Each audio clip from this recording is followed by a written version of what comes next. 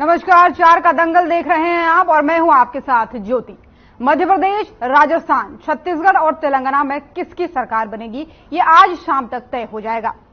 लगातार चुनाव जारी, जो मतगणना है वो जारी है, रुझान आने चालू है। किसकी सरकार बनेगी शाम तक तय होगा, किसके सर ताज सजेगा ये भी आज तय होगा, किसकी झोली में हार आएगी ये भी आज ही तय होना है। लगातार मतगणना जारी है, रुझान भी शुरुआती सभी आ चुके हैं। अब देखना यह होगा कि जो दोनों पार्टियां दावे कर रही है, चाहे कांग्रेस की बात करें चाहे बीजेपी की बात करें, किसकी झोली में हार आती है, किसके पलड़े में जीत आती है। हालांकि कांग्रेस के लिए अभी अच्छी खबर नहीं है। अगर बात करें हम तेलंगाना से कांग्रेस जरूर आगे चल रही है, लेकिन कहीं ना कहीं मध्य प्रदेश और राजस्थान की हम बात करें तो बीजेपी के लिए ये अच्छी खबर है, कांग्रेस के लिए कहीं ना कहीं हम इसको थोड़ा सा नीचे देख रहे हैं। तो लगातार आपको अपडेट दे रहे हैं, लगातार जो रुझान है वो भी सामने आ रहे हैं। जो शुरुआती रुझान है, आपको बता दें कि सभी जितने भी चारों राज्य हैं जहां पर मतगणना होनी है, चारों पे सामने आ चुके हैं। सबसे पहले बात कर लेते हैं मध्य प्रदेश की। मध्य प्रदेश में अभी तक 230 सीटें जो है सभी पे रुझान सामने आ चुका है, जिसमें बीजेपी यहां पर कहीं ना कहीं बढ़ाती हुई दिख रही है। 160 सीटों पर बीजेपी यहां पर आगे चल रही है। वहीं अगर हम कांग्रेस की बात करें तो 67 यानी 67 सीटों पर कांग्रेस जो है वो आगे हमको जाती हुई दिखाई दे रही है। वहीं अब बात कर लेते हैं थोड़ा सा छत्तीसगढ़ की अगर बात कर लेते हैं तो 90 के 90 सीटों पर यहां पर रुझान आ चुका है। बहुमत की अगर आपको बात करें तो 46 सीटों की यहां पर जरूरत है, लेकिन अभी तक जो रुझान सामने है उसके हिसाब से जो कांग्रेस है उसको 40 सीटों में बढ़त बनाती यहां पर नजर आ रही है। वहीं बीजेपी की अगर बात करें तो 48 सीटें ऐसी है जहां पर बीजेपी बढ़त बताती हुई नजर आ रही है। और अदर की भी अगर हम बात कर ले यहां पर तो 2 सीटें ऐसी है यहां पर जहां पर जो अदर की सीटें हैं वो दो सीटें हैं वो अदर के खाते में यहां पर जाती हुई नजर आ रही है। वहीं राजस्थान की अगर बात कर ले तो सभी 199 सीटों पर यहां पर रुझान सामने आ चुके हैं।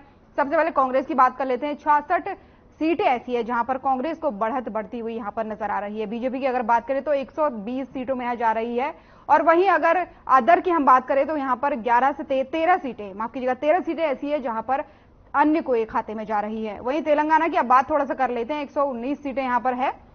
119 सीटों में से अगर बीजेपी कांग्रेस की हम सबसे पहले बात कर लेते हैं तो 65 ऐसी सीटें हैं जो कांग्रेस के खाते में जाती हुई नजर आ रही है। वहीं बीजेपी की अगर बात करें तो मात्र अभी यहां पर 2 सीटें ऐसी नजर आ रही है जो बीजेपी के खाते में जाने वाली है। वहीं बीआरएस की अगर बात करें तो बीआरएस के लिए ये तगड़ा झटका अगर रहने वाला है। अगर मान लीजिए शुरुआती रुझानों के साथ ही अंतिम रुझान भी यही होता है, रिजल्ट तक अगर ये परिणाम तब्दील हो जाता है कि यहां पर कांग्रेस जीती है तो कहीं ना कहीं बीआरएस के लिए बहुत बड़ा झटका होगा, क्योंकि पिछले 2 बार की सरकारें लगातार बीआरएस की यहां पर बनती हुई आ रही है। लेकिन अभी तक जो रुझान यहां पर सामने आ रहे हैं उसमें यही समझ में आ रहा है कि 46 सीटें कहीं ना कहीं कांग्रेस से यहां पर बीआरएस पीछे चल रही है। वही अदर की अगर बात करें तो 4-5 सीटें, 5 से सीटें ऐसी हैं जहां पर अदर कब्जा करती हुई दिखाई दे रही है। तो लगातार आपको अपडेट्स दे रहे हैं चारों राज्यों का जहां पर मतगणना जारी है। लोकतंत्र का ये महापर्व है और इसके बीच मतगणना जारी है। कहीं ना कहीं दोनों पार्टियां एक तरीके से जश्न भी मना रही हैं। कई जगहों पर तो ऐसा है कि लड्डू बंटने लगे हैं, लगातार ढोल नगाड़े बजने लगे हैं। बीजेपी अपना दावा कर रही है, साथ ही कांग्रेस भी यहां पर अपना दावा कर रही है। तस्वीरें भी आपको लगातार हम टीवी स्क्रीन पर आपकी दिखा रहे हैं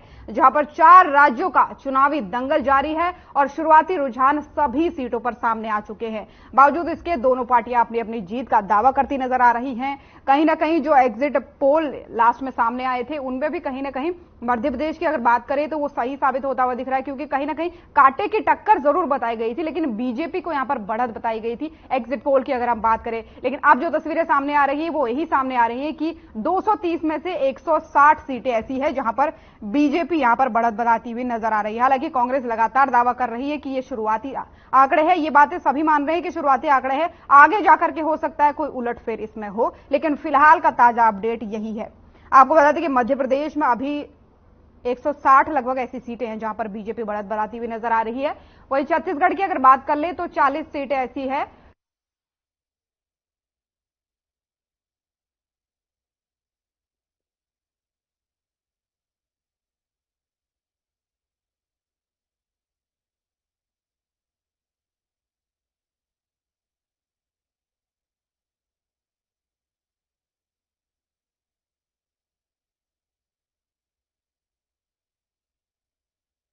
तो लगातार आपको अपडेट बता रहे हैं।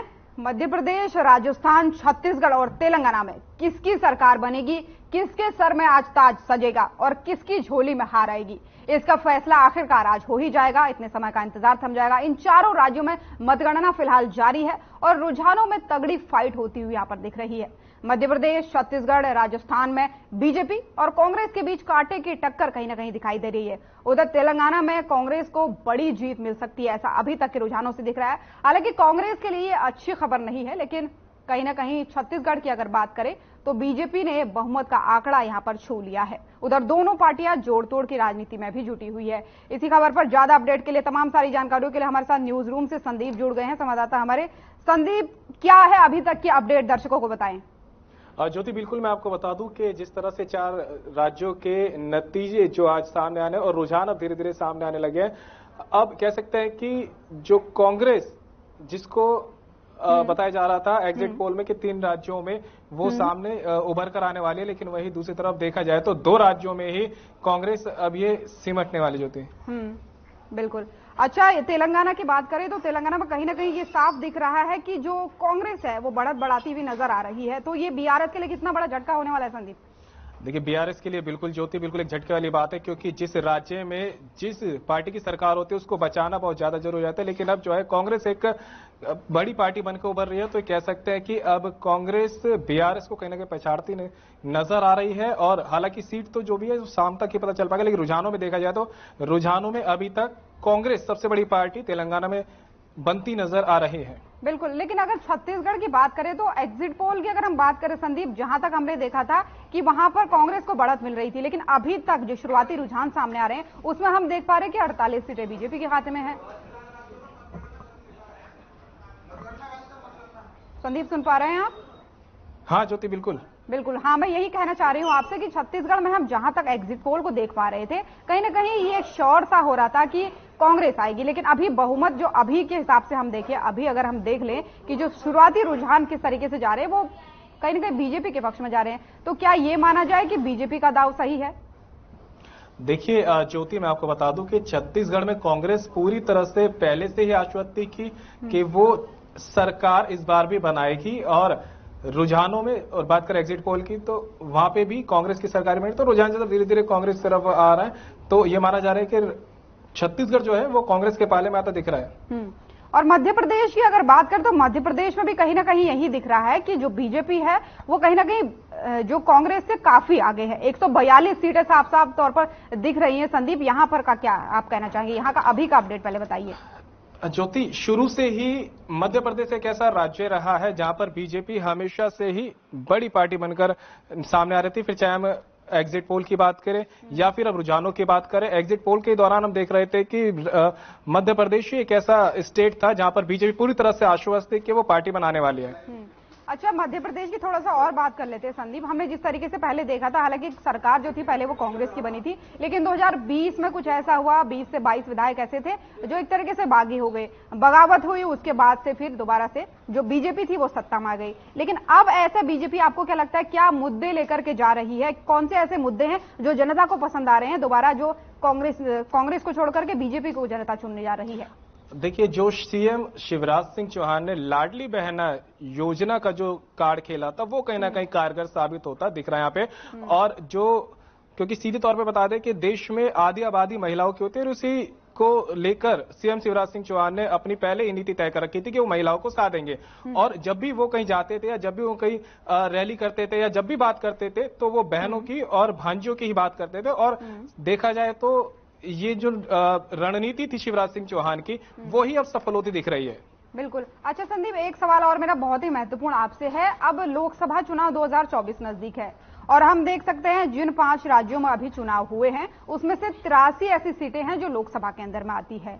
क्या लगता है, अगर बीजेपी जीतती है तो 2024 में उसको कितना फायदा मिलता है, या फिर अगर कांग्रेस जीत जाती है, यहां पर ज्यादा राज्यों में 2 या 3 राज्यों में कांग्रेस जीत जाती है तो उसको कितना फायदा मिलेगा? क्या केंद्र की सरकार पलट सकेगी? देखिए, ये कहना तो साफ तौर पे सही नहीं होगा, क्योंकि राज्य की राजनीति और केंद्र की राजनीति दोनों तौर पे अलग होती है। हालांकि जो पार्टियां हैं और जो विशेषज्ञ बताते हैं वो हमेशा जो लोकसभा चुनाव से पहले चुनाव होते हैं, रिजल्ट आता है, उनको सेमीफाइनल के तौर पे देखते हैं। लेकिन आपको बताते हैं कई राज्य ऐसे भी है जहां पर बीजेपी का खाता तक बहुत कम खुला है, लेकिन वहां लोकसभा सीटें सारी बीजेपी की होती है। अच्छा संदीप, एक चीज और मैं आपसे पूछना चाहूंगी, मध्य प्रदेश की यहाँ पर बात कर ले तो अभी ताजा जो अपडेट सामने आ रही थी, जो सीएम शिवराज सिंह है वो सिंधिया से मिलने पहुंचे थे, तो क्या लगता है क्या कुछ बात हो सकती है? बिल्कुल, देखिए जब रुझान सामने आते हैं ना और जब नतीजे लगता है क्लियर होने लगते हैं तो लाजमी है कि सभी एक दूसरे को बधाई देने पहुंचते हैं और इसीलिए सीएम शिवराज सिंह चौहान से सिंधिया ने भी मुलाकात की है। आपको बता दें कि सिंधिया जो है मध्य प्रदेश की राजनीति में बहुत ज्यादा अहम भूमिका निभाते और यही वजह थी कि पिछली बार जब कांग्रेस की सरकार बनी थी तो उसमें भी सिंधिया ने जब पैर खींचा था तभी कांग्रेस की सरकार गिरी थी और फिर से शिवराज सिंह चौहान मुख्यमंत्री के पद पर बैठे थे। बिल्कुल, कहीं ना कहीं उससे फिर ये हुआ कि जो कांग्रेस थी उसको पूरी सत्ता ही गंवानी पड़ी थी मध्य प्रदेश में, कहीं ना कहीं देखा जाए तो। अच्छा, तेलंगाना पे थोड़ा सा आ जाते हैं संदीप। तेलंगाना में हम देखें जिस तरीके से 2 बार बीआरएस की सरकार रह चुकी है, हालांकि अब वो बीआरएस हो गई, इससे पहले टीआरएस थी।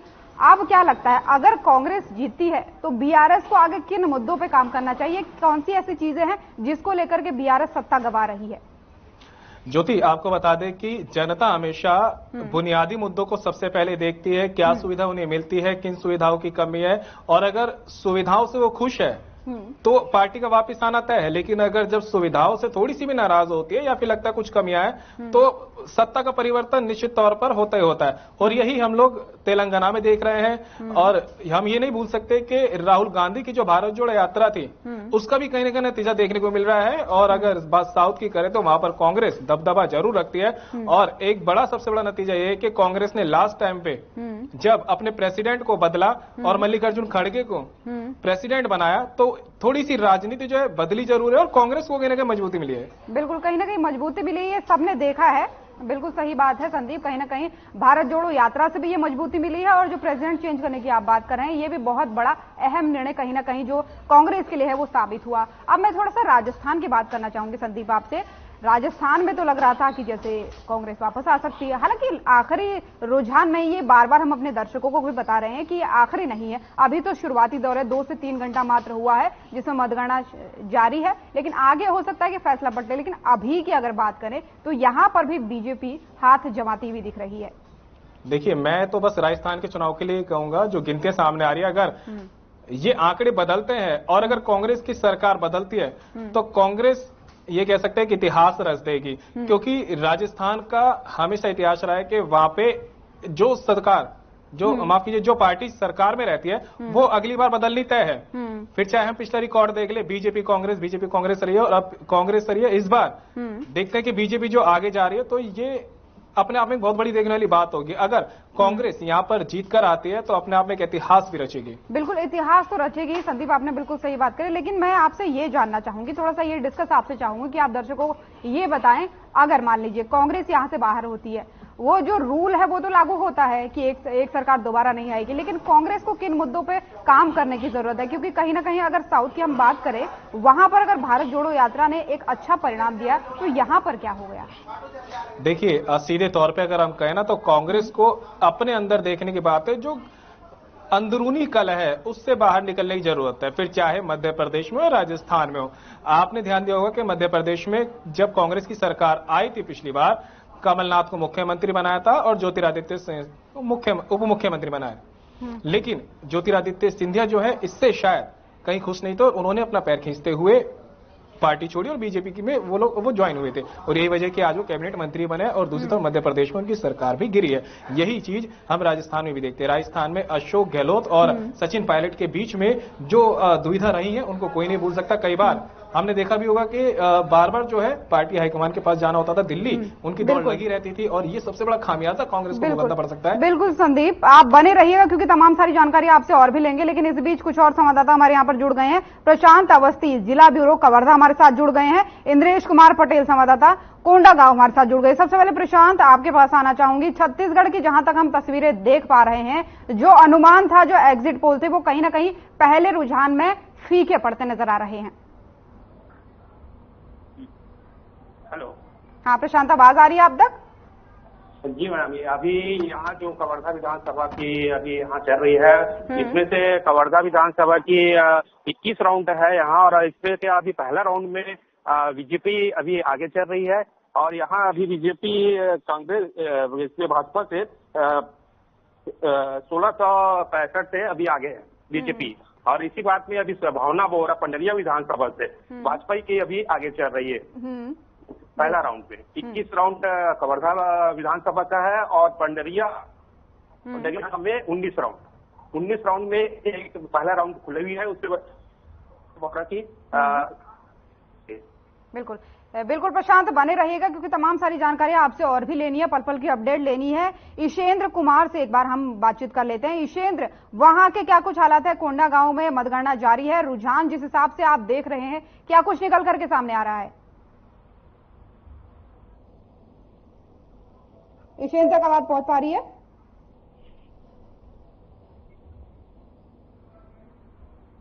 कोई बात नहीं प्रशांत, आपके पास वापस आना चाहेंगे। ईशेंद्र से हम दोबारा संपर्क साधने की कोशिश करेंगे। प्रशांत, जिस तरीके से रुझान की बात की जाए, या फिर मान लीजिए, मेरा कहना यह है कि जो पहला रुझान है अगर वो ही आखिरी रुझान रहा तो जो दावे थे एक तो वो भी फेल होंगे, दूसरा रुझान भी फेल होंगे, तीसरा यह है कि क्या कुछ ऐसे और मुद्दे होंगे जिस पर कांग्रेस को काम करने की जरूरत पड़ेगी? नहीं, इसमें अभी फिलहाल जो अभी जो रुझान चल रही थी अभी तक के, जैसे कि कहा जाए पंडरिया से भावना बोरा का बहुत ही अच्छा यहाँ रिजल्ट बताया गया था। और फिलहाल अभी के डेट में अभी सिर्फ 1500 की ही अंतर में अभी आगे पीछे चल रही है और दोनों की अभी टक्कर हो रही है। और एक तरफा अभी जो कवर्धा विधानसभा का किया जाए तो कवर्धा विधानसभा में अभी विजय शर्मा जी अभी आगे चल रहे हैं, भाजपा प्रत्याशी। और सभी अपने अपने प्रत्याशी लोग ये चाह रहे हैं कि अभी 20 फीट राउंड बची हुए है, उसमें आगे चल के और उत्साह अभी देखते हैं कैसा अभी उनके अपडेट करेंगे। बिल्कुल प्रशांत। ईशेंद्र, आपके पास एक बार फिर से आना चाहूंगी, क्या आवाज पहुंच पा रही है मेरी? कोई बात नहीं प्रशांत, आपसे ही पूछना चाहेंगे। मैं ये जानना चाह रही थी आपसे कि अगर कांग्रेस की सरकार दोबारा बनती है तो कहीं ना कहीं रुझानों के हिसाब से हम देख रहे हैं कि बीजेपी भी कम सीटों पर नहीं है, तो कांग्रेस कुछ ऐसे और कौन से मुद्दे लेकर के आए ताकि जनता को विश्वास है कांग्रेस पर हो, या फिर बीजेपी कहां पीछे रह जाएगी? इसमें मैडम अभी के डेट में आज के जो अभी चुनाव के माहौल में कांग्रेस का ही अभी यहाँ बहुत ही ज्यादा मोहम्मद अकबर के बारे में यहाँ चर्चा हो रही है। और अभी फिर पहला राउंड में ही अभी थोड़ा कंफ्यूजन में है जनता की क्या होगी और क्या नहीं होगी, उसके अपडेट हर खबर के माध्यम से थोड़ी देर में देते रहेंगे। बिल्कुल लेते रहेंगे प्रशांत।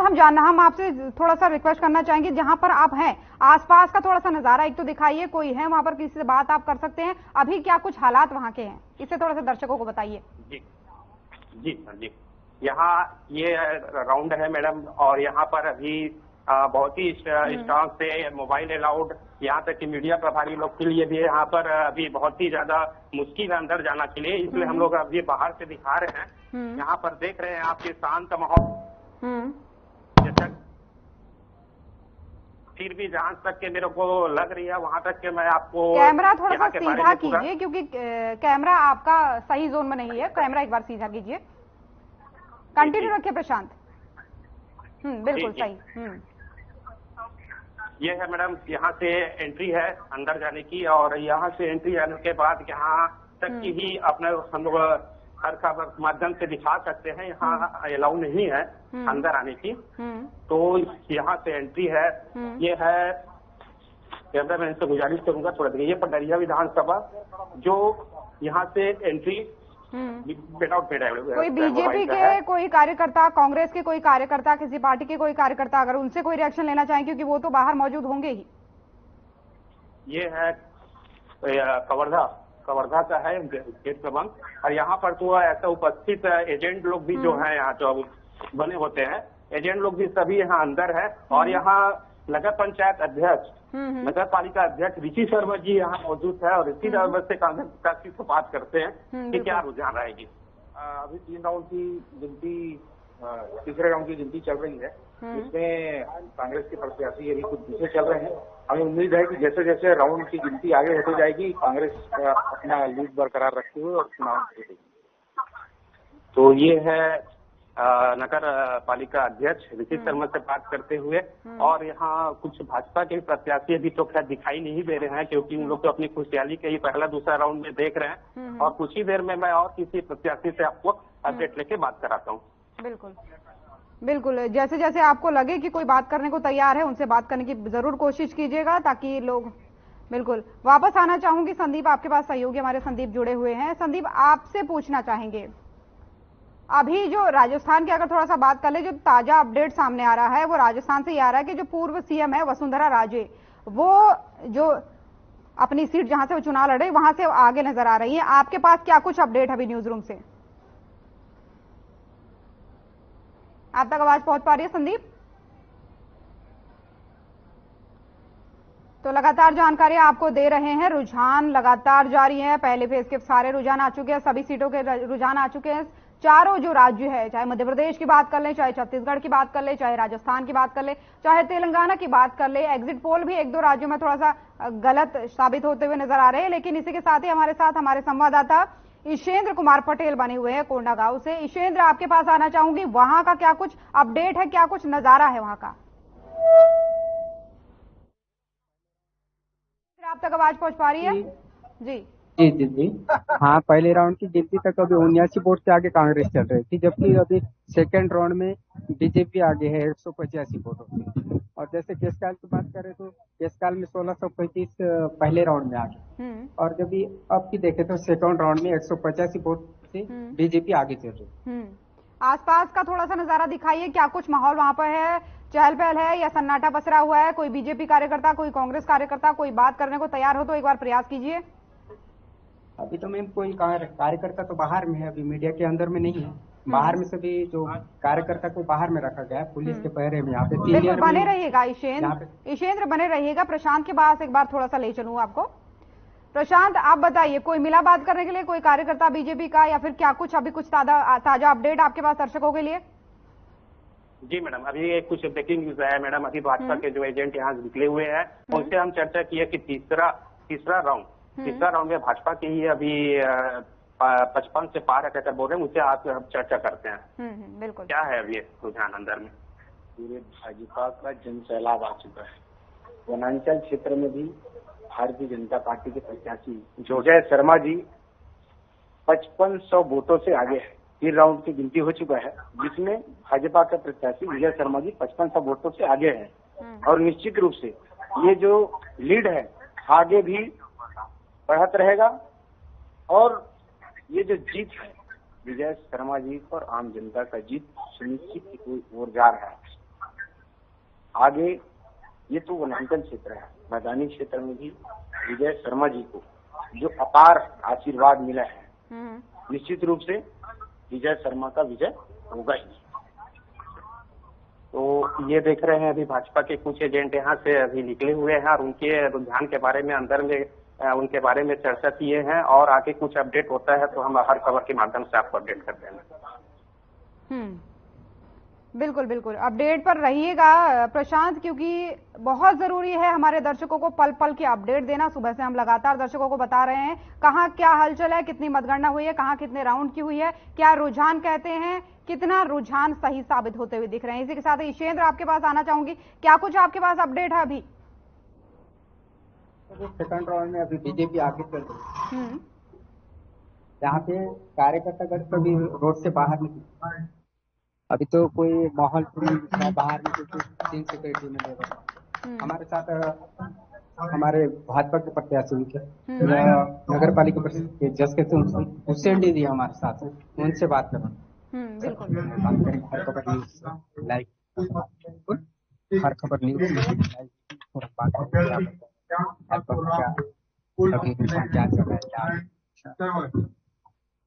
Hello hello hello hello hello, आवाज आ रही है? बिल्कुल बिल्कुल आ रही है, आपकी आवाज आ रही है।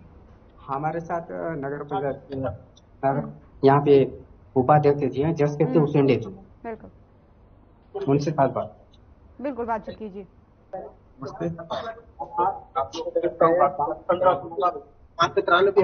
सर अभी भाजपा का क्या रुझान चल रहा है? 5 राउंड कंप्लीट हो चुका है। 5 राउंड में अपन 593 वोट से आगे चल रहे हैं, और आगे के जो स्थिति है हमारा अच्छा रहेगा, बेहतर रहेगा, हमें आगे जीतेंगे। इसके साथ ही जैसे केसकाल विधानसभा की भी। बिल्कुल ईशेंद्र, तमाम सारी जानकारी देते रहिएगा, बने रहिएगा, और जो भी अपडेट है पल पल की देते रहिएगा। बहुत बहुत धन्यवाद फिलहाल आपका तमाम सारी जानकारियों के लिए ईशेंद्र। प्रशांत, आपका भी बहुत बहुत धन्यवाद तमाम सारी जानकारियों के लिए। संदीप, आपका भी बहुत बहुत धन्यवाद।